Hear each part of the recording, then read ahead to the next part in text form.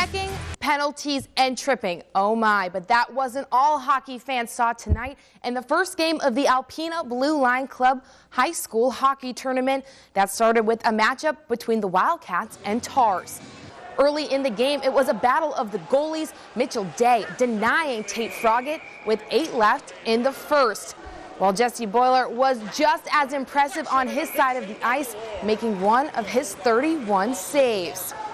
3 minutes left in the period. Jared Plume getting Alpenians on their feet, putting the Wildcats up 1-0 going into the second, where the Tars come out firing on their power play. The Cats Boiler would be a force to reckon with tonight as Alpena wins its first game of the tournament 2-1. The Wildcats will play tomorrow at 3 in the championship game. For some, the freezing temperatures have been miserable, but for local ice fishermen, these past few days have allowed them to enjoy more time on the frozen lake.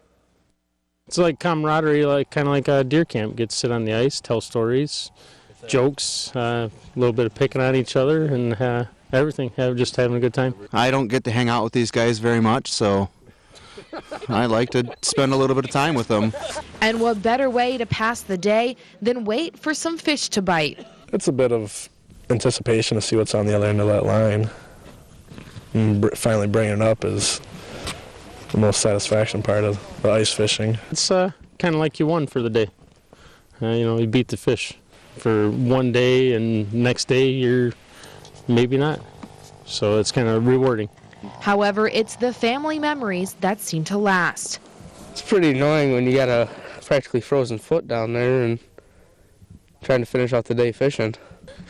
Every year he tends to step in a hole until his feet got big enough not to go in one. So that was kind of a ritual. At least once a year he'd get a soaker, but he'd still stay out on the ice. To enjoy a winter full of hard-earned meals. I was checking the lines and passed the one tip up and it went off, and I just got off the four-wheeler and checked it, and it was a 34-inch northern. Well, it's always good that you know that you woke up early in the morning and just all that work and to end up getting that fish is just a good feeling. Moving to a warmer facility over in Posen, the Vikings and Hurons played this evening in a game that raised money for breast cancer awareness and brought out over 300 spectators this winter break. Early in the game, Corinne Hinska gets the 2 to continue Posen's 22-point run. First minute of the second, Cassidy Purgle making the free throw to finally put her team on the board. But at the other end, it was all Vikings. Ashley Myers making the 3 halfway through the second. Posen outscored Rogers City 33-1 going into the half and continued its momentum the rest of the night to improve to 6-0 this season and tonight's 58-20 win. In the NBA, the Pistons were looking to continue their road success against the Magic tonight. End of the first, Josh Smith tying the game at 17 with this jumper. However, in the second, Victor Oladipo would extend Orlando's lead, and the Magic wouldn't look back. 4 minutes later, Smith going behind to Brandon Jennings, who ended tonight with a team-high 21 points. But like I mentioned earlier, the Pistons just weren't able to find their groove as they fell to the Magic 109-92 tonight.